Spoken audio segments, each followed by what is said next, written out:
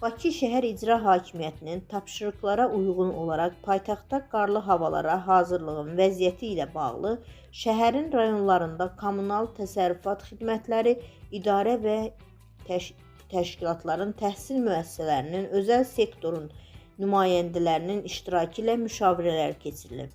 Milli Az xəbər verir ki, bu barədə qurumun mətbuat xidmətində məlumat verilib. Müşavirələrin əsas məqsədi rayon xidmətlərinin soyuq qışa, xüsusilə güclü qar yağmasına hazırlığın vəziyyətinin araşdırılması, bu zaman görüləsi zəruri olan işlər müzakirəsidir.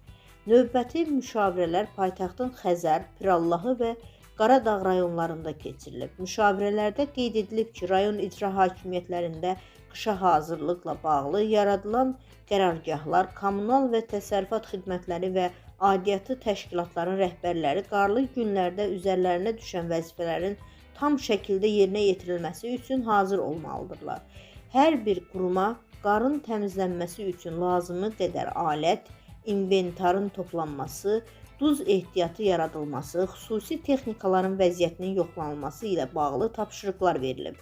Rayondakı küçə və məhəllələrin qardan təmizlənməsinə cavabdeh şəxslərin siyahıları hazırlanıb. Bu işlərlə kommunal qurumların texnikası ilə yanaşı, idarə, təşkilat, bələdiyyə və özəl qurumların da mövcud texnikalarının cəlb edilməsi qərarı alınıb.